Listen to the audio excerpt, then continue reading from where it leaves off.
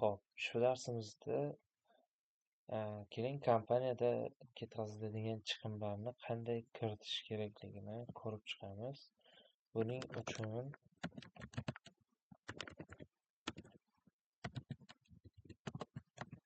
xarajatlar ilovasiga kirib olamiz. Xarajatlar ilovasiga kirganimizda bizda xuddi shunday oyna ochiladi.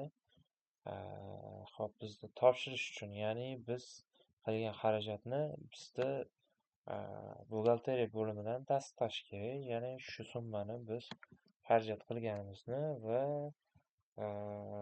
bu yerda to'lovni qaytarish kutilmoqda. Ya'ni kompaniya tomonidan bizga to'lov qilib berish kutilayotgan xarajatlarimiz va boshqalarni ko'rishimiz mumkin bo'ladi.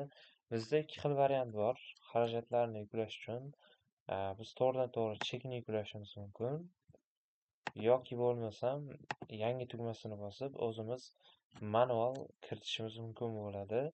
Agarda biz yangi yuklash tugmasini bosadigan bo'lsak va chekni yuklaydigan bo'lsak, Odoo avtomatik chekni o'qib, kerakli ma'lumotlarni avtomatik to'ldirib beradi. Ya'ni summa, xarajat turi va xarajatning tavsifi, shunga o'xshash ma'lumotlar.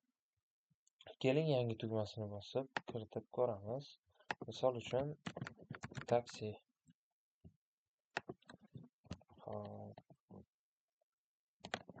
Stulni oyog'ini taksida olib keldim deysiz va xodim tomonidan to'landi. Ya'ni biz tomonimizdan qancha? 30,000 so'm taksiga ketdi. Misol uchun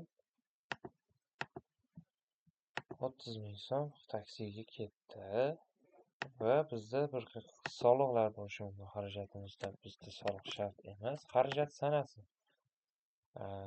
Ya'ni 4-chidami, biz 3-chida sarflaganmiz buni va bizda menejerimiz Musayev Muhammadjon bo'lar ekan. Yaratdik va yuborish tugmasini bosamiz.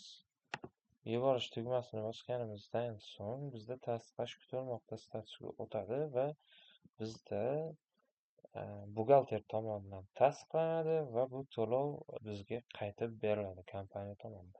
Xuddi shunday boshqa xarajatlarni ham kiritib borishimiz kerak bo'ladi. Ya'ni kompaniya hisobi uchun, ya'ni kompaniya manfaati uchun sarflangan har qanday xarajatlar shu yerga kiritib boriladi va to'langan xodim uchun qaytib beriladi. Darsimiz shundan iborat edi. Rahmat.